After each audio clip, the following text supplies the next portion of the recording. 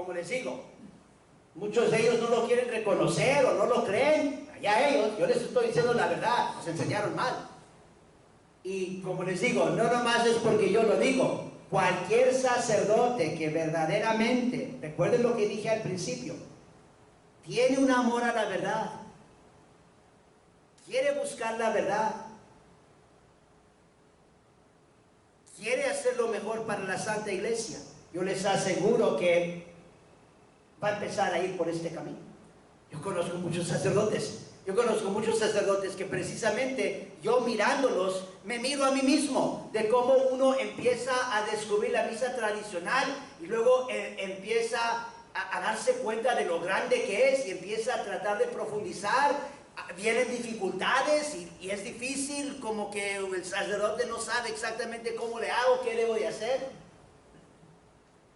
Pero en todos los casos donde hay ese deseo sincero de buscar la verdad y un verdadero amor de la Santa Misa y del sacerdocio, todos los casos, poco a poco, ahí van en esa dirección de la misa tradicional, porque es el camino de la verdad.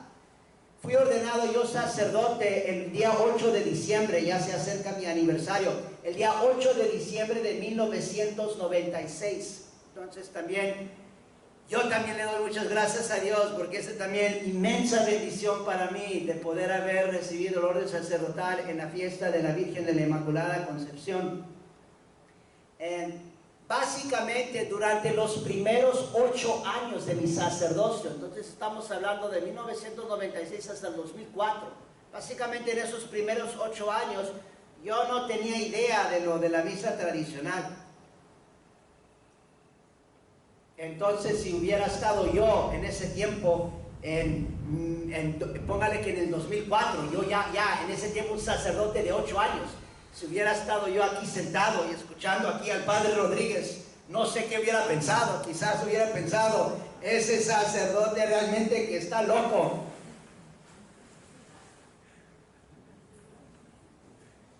Pero aquí empieza también unos aspectos interesantes de mi propia experiencia, y es lo siguiente. Aunque ya tenía yo 8 años de sacerdote y yo no conocía la misa tradicional, yo sí estaba muy consciente de que había una crisis de fe en la Iglesia Católica.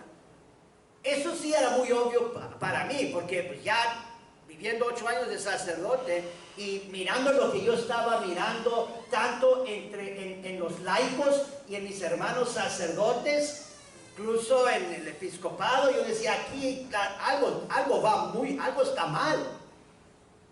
No sabía exactamente cuáles eran todas las causas, pero era obvio que no van bien las cosas. Y eso es por diferentes motivos. Me acuerdo, por ejemplo, que recién ordenado, mi primer año de sacerdote, yo ahí entré en la parroquia como el vicario muy animado y dije, aquí vamos a poner una hora santa, y esta hora santa la vamos a tener todos los jueves.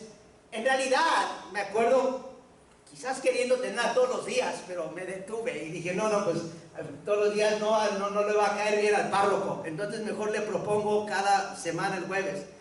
Y lo primero que el párroco me dijo, no, mire, eso de cada semana es demasiado. O sea, no, como que él lo dijo, como que el pueblo no, como que va a ser mucho para los fieles. Entonces me dijo, mejor, si quieres hacerlo, hazlo una vez al mes.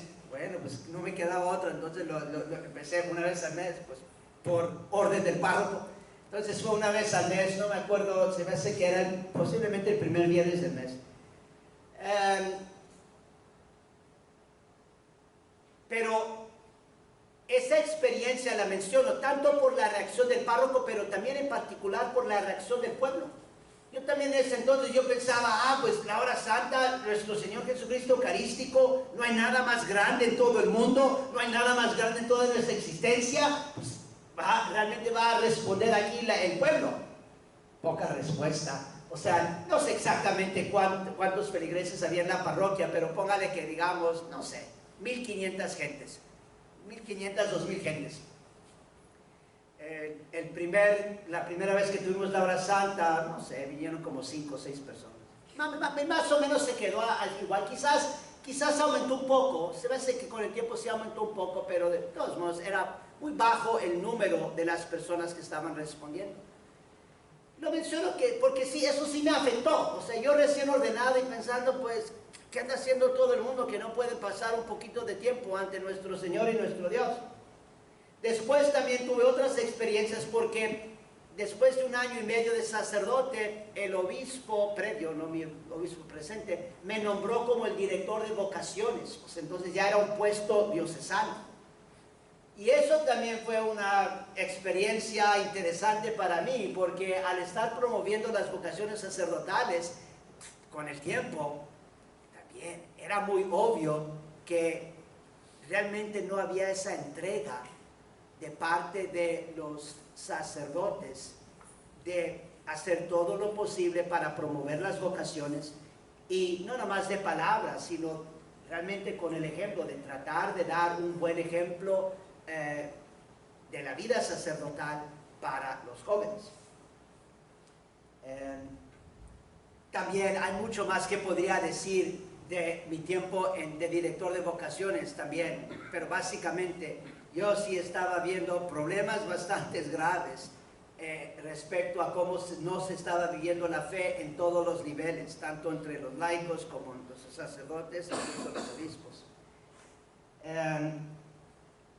Lo otro que también me ayudó en esos primeros años, yo digo mis primeros 8 años de sacerdote, es que desde un principio de mi sacerdocio, y en realidad hasta antes de mi ordenación sacerdotal, cuando todavía estaba yo en los últimos años en el seminario, yo sí puse mucho interés en el tema de la misa y de la liturgia.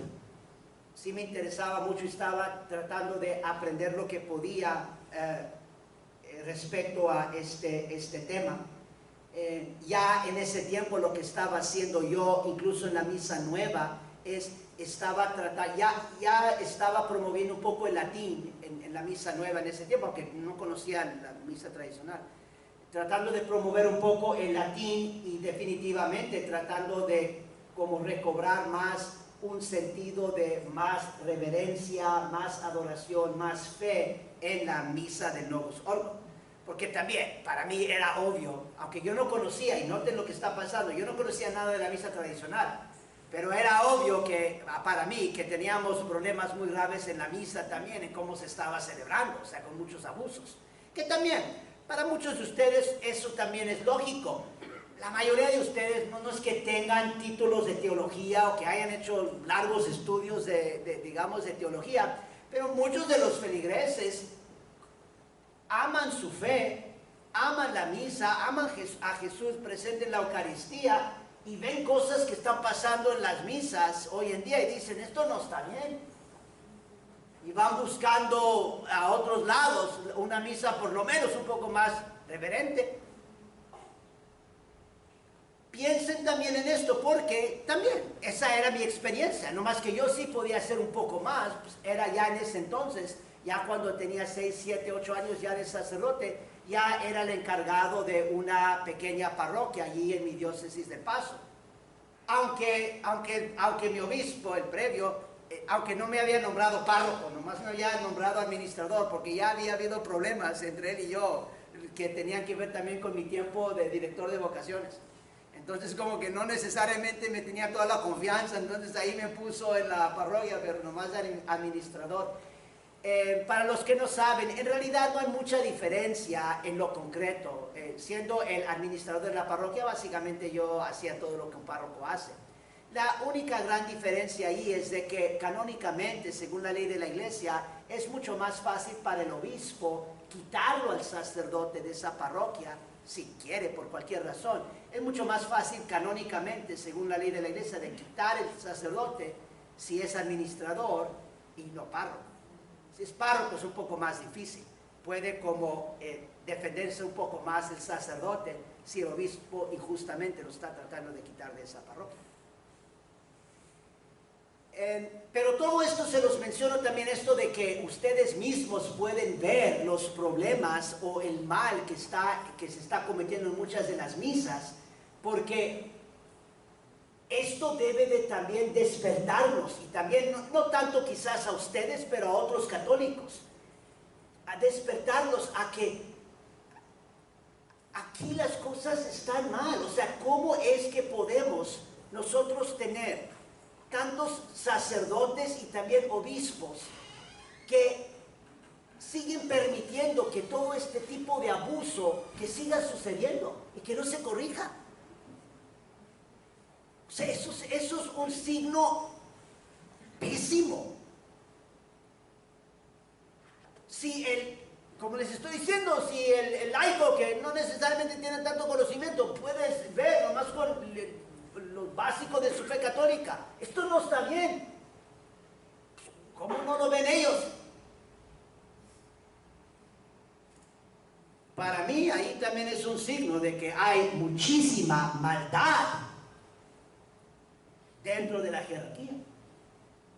Y muchos, no digo que todos, y también quién exactamente, cuáles son las intenciones, no sé, únicamente Dios conoce las intenciones. Pero mirando de lo que se ve y cómo se reacciona y no se reacciona, pues es bastante obvio que sí hay muchos que tienen un interés, una agenda en cambiar radicalmente la misa, cambiar radicalmente la fe católica, básicamente destruir la fe católica. Había uno de los aquí de los feligreses me había comentado anoche al final de la plática de que los masones y cómo de toda la infiltración de los masones, pues eso es cierto, yo nomás dije, mire, ese es un tema también muy interesante, pero que ya si entro en ese tema de que cuánto daño han hecho los masones dentro de la iglesia, y cuando decimos masones, estamos hablando de obispos y cardenales y hasta papas, masones, en el periodo después del Concilio Vaticano II.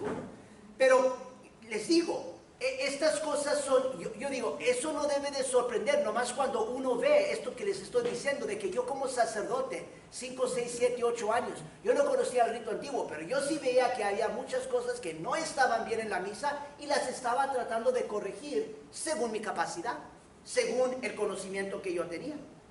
Y entonces en este punto, noten lo que sí existía en mí. Estamos hablando, yo ya sacerdote de 8 años, 2004, no conocía nada de la misa tradicional, pero sí reconocía que había una crisis de fe en la iglesia. Sí tenía el deseo sincero de ser buen sacerdote, de ser sacerdote santo, y sí tenía yo un amor, yo diría sincero, no perfecto, pero un amor sincero a la Santa Misa. Eso también es muy importante. Uno tiene que realmente tener un amor sincero a la Santa Misa y estar teniendo también cierto conocimiento más profundo de lo que es la misa. Voy a hablar más de eso ya más tarde en las otras 2 charlas de hoy.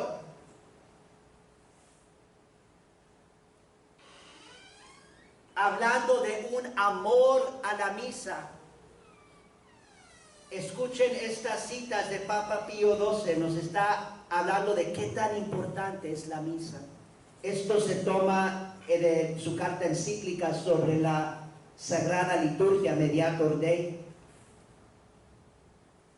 Y Papa Pío XII dice, cita, el misterio de la Sagrada Eucaristía es como el compendio y centro de la religión cristiana. Fin de cita. El centro y el compendio de toda nuestra religión.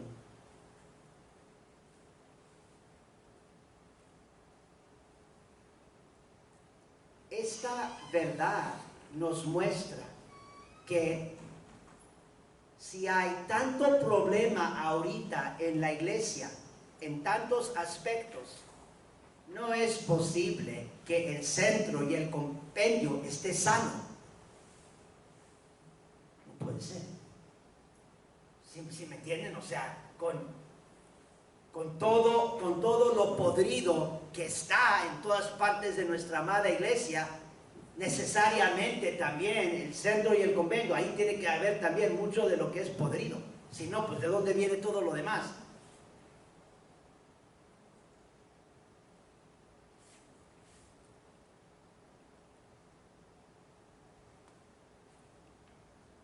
Si piensen nomás en una familia, si en una familia hay todo tipo de problemas, y yo estoy hablando de lo peor, todos los peores problemas, pues ni modo que uno va a decir, oh, pues los papás son los mejores papás y tienen un matrimonio muy santo y todo esto y todo lo otro. No, pues ahí va a haber problemas también muy graves.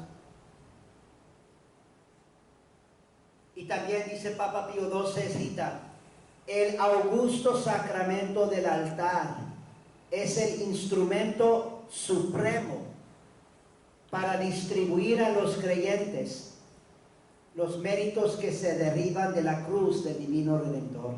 Fin de cita. El instrumento supremo para nosotros recibir toda la gracia y la verdad, podríamos decir, que nos va a salvar, el instrumento supremo, la Santa Misa. Y por eso, si hay defectos graves allí, pues también va a haber defectos graves en la gracia y la verdad que nos esté llegando. Y noten cómo en la misa nueva ya ni se pide explícitamente al Señor, la manera en que comenzamos la charla, ya ni se pide, oh Dios, envíame tu luz y tu verdad. No se pide. Si no se lo pide a Dios, ¿qué va a hacer Dios? Probablemente no lo va a enviar. Hay que pedir. El que pide recibirá, el que busca encontrará, el que está tocando la puerta se le abrirá. Hay que pedirle mucha ayuda a Dios. Y la Santa Misa es la oración de petición más potente, más grande, más gloriosa en todo el mundo y en todo el catolicismo. Y ahí las peticiones también en la misa las han pues sí, las han cambiado radicalmente, pero las han también, han hecho ahí un caos ahí. Y San Leonardo de Puerto Mauricio dice, cita, el sacrificio de la misa es el alma de la fe, el centro de la religión católica, el compendio de todo lo bueno y bello que se encuentra en la Iglesia de Dios. Fin de cita. Y por eso tenemos que comenzar nuestro primer, como el primer paso que tenemos que tomar para recobrar nuestra fe católica, hay que recobrar la Santa Misa. Este es el compendio de todo lo bueno y bello que se encuentra en la Iglesia de Dios. Absolutamente tenemos que dedicarnos a este labor y también, como les dije al principio, no limitarnos nomás a la misa de saber. Hay que recobrar todos los aspectos de nuestra fe católica. Bueno, entonces pasamos al año 2005 y fue en el año 2005 que por la gracia de Dios, ahí les digo, la gracia de Dios, sí, como les digo, sí había ciertos elementos a mi favor, como el hecho de que yo veía la crisis que existía, tenía ese amor a la Santa Misa. Pero definitivamente esta gracia que me concedió Dios no merecida. En el año 2005 es el año, estamos hablando hace 14 años, cuando, por decir, descubrí la misa tradicional. Y esto fue debido en gran parte a los esfuerzos de unos de los laicos, para que también no pierdan esperanza ustedes. Por eso espero que mi testimonio también les ayude a ustedes. Fue precisamente por laicos que me conocían, uno de los, humanamente hablando y en lo concreto, lo que me ayudó a descubrir la misa tradicional. Entonces, si ustedes como laicos tienen más conocimiento de la misa tradicional, más conocimiento de la crisis en la iglesia, más amor a también la misa y a su fe católica, más entrega, más oración, entonces tanto más van a estar ustedes dispuestos, si es que Dios quiere usarlos como sus instrumentos, incluso para ayudar sacerdotes, Dios va a hacer, porque ustedes si realmente están en su fe y en su oración, realmente están ahí como diciéndole a Dios, aquí estoy Señor, mándame, ¿qué quieres que yo haga? Y no vayan a pensar que no pueden influir a los sacerdotes, sí pueden, es difícil, no estoy diciendo que no, yo sé muy bien que no es fácil, pero dependiendo también de la disposición del sacerdote, ustedes también pueden afectar allí en lo positivo, para el bien del sacerdote particular, para el bien de la iglesia, para la salvación de las almas. Y entonces entre los laicos, uno de ellos me estaba dando bastante literatura, o sea, no nomás sobre la misa tradicional, sino también diferentes temas de la fe con perspectivas de los católicos tradicionales, unas revistas también, por ejemplo, de la Fraternidad de San Pío X, que están tratando de promover la misa tradicional, básicamente diferente literatura y tuve yo la oportunidad de empezar a estudiar un poco más. Todo eso también para mí era nuevo, porque yo, como les digo, en todos los años todos los años de mi seminario y también todos mis primeros años de sacerdote, pues no había aprendido esto. Entonces yo también estaba batallando un poco, porque pues leía esto y decía, no, pues esto como que no concuerda mucho con lo que me enseñaron en el seminario. También lo que me ayudó es que, también ahí entre los laicos, unos acudieron a mí y me pidieron si estaba dispuesto a dar la misa tradicional en latín. En ese entonces lo que estaba pasando es el lugar en mi diócesis donde se estaba dando la misa tradicional en latín como 2 veces al mes. Y esto era bajo el permiso que se había concedido bajo Papa Juan Pablo II en 1988. Entonces ya desde entonces había unos lugares donde de vez en cuando se estaba dando la misa tradicional. En mi propia diócesis de Paso sí se estaba dando como 2 veces al mes bajo ese permiso especial, pero el sacerdote jesuita que estaba dando la misa en ese entonces ya parecía que el superior, el provincial, que lo iban a quitar del Paso y lo iban a llevar ya a otro lugar. Y entonces pues los feligreses estaban preocupados porque decían, bueno, batallamos mucho para encontrar quien celebrara o ofreciera la misa tradicional, porque ese sacerdote jesuita también batallaba un poco, porque él también realmente no conoció la misa tradicional, digamos, de joven, y estaba aprendiendo. Entonces ahí más o menos estaba tratando de ofrecer la misa. Y lo que resultó es sí lo cambiaron a este sacerdote, y yo no sé, yo no estoy seguro, pero yo tengo mucho sospecho de que gran parte de quizás la razón principal por la que lo quitaron fue precisamente porque él era el que estaba dando la misa tradicional. No la voy a hacer muy largo, pero esta historia también de cómo lo que sucedió en ese entonces de mi diócesis es muy interesante. Porque ya desde entonces yo empecé a ver cómo manipula las cosas la diócesis, pero ya después, si el que tenga más interés les cuento más de eso, pero ya me brinco rápido de eso, nomás para decirles que lo que pasó es que también en particular, unos de los laicos allí hablaron conmigo y me dijeron, mire padre, me dijeron la situación, parece que el sacerdote que está dando la misa ahorita, que quizá lo van a quitar y andamos buscando otro sacerdote, no hay. Mi primera respuesta es, yo les dije, mire, también en ese entonces yo no sabía nada de la misa tradicional. Yo les dije, mire, yo lo siento, pero yo no puedo, yo ya tengo demasiado que hacer. Y eso fue la razón principal por la que les dije, pues yo no puedo.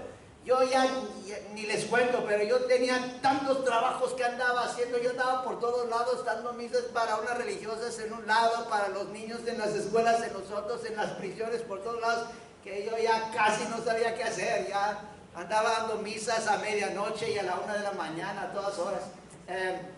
Eso un poquito exagerar. Es que también lo que tenía es los primeros viernes del mes tenía bastantes misas, pero después de tener la misa por la tarde que tenía en mi parroquia, porque tenía misa por la mañana y por la tarde, después de la misa en la tarde teníamos el Via Crucis y luego tenía confesiones y terminaba más o menos, no sé, como a las 8, 8 y media, dependía, 8, 8 y media quizás. Pero los primeros y tercer viernes del mes, después de eso, tenía yo con unas religiosas contemplativas, que también laicos iban, teníamos una misa especial de reparación, que era a las, no me acuerdo a qué hora, se me hace que era a las 9, se me hace que era a las 9, sí, 9 porque terminamos a las 10, y teníamos el Santísimo expuesto de las 10 hasta la 1. Y eso ya era después de un día, el primer viernes, que ya tenía el día completamente lleno. Y entonces yo sí me sentía mal porque unas veces una de las señoras ahí ayudaba, nos alternábamos en rezar diferentes oraciones en el tiempo del Santísimo expuesto. Y entonces ella rezaba unas oraciones, yo rezaba otras. Pero yo unas veces me sentía mal porque unas veces yo andaba ahí cabeceando y durmiéndome, y una que otra vez ahí medio con pena la señora me decía, padre, ahí como que a ver ahí, y yo me sentía muy mal porque ahí yo, el sacerdote ahí medio cabeceando unas veces, pero estaba pesado el día. Por eso también unos de aquí se han preocupado, padre, ¿no se le hace muy largo? Pues sí, también aquí un poco largo, pero no, yo estoy acostumbrado, por eso yo aquí no se apuren. No, yo me sentía ahí un poco mal, y la cosa es que yo pensaba, bueno, pues es que aquí esta compañera aquí en la oración, ella viene muy fresca porque ella se tomaba su siesta. En realidad, ella era muy interesante porque ella en ese entonces, ella nomás iba a la misa tradicional en latín. Ella no iba a la misa del Novus Ordo, y la misa que yo estaba dando allí era la misa nueva. Ya también yo estaba usando latín, y como les dije, no era como todas las otras misas nuevas en mi diócesis, se estaba más pareciendo más a la misa tradicional, pero no era la misa tradicional.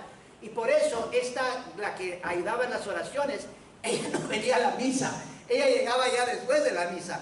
Entonces ella llegaba más o menos a las 10 ya para las oraciones. Entonces por eso digo, ella llegaba muy fresca, ya había tomado, porque me decía que ya había tomado su siesta, yo no sé qué, dormía de las 6 de la tarde hasta las 8, no sé qué, llegaba ahí muy fresca, y yo ahí cabeceando, pero bueno. Para seguirle aquí, hay que avanzarle. Básicamente por eso yo les respondí cuando me pidieron, pero dije, mire, yo ya no puedo más.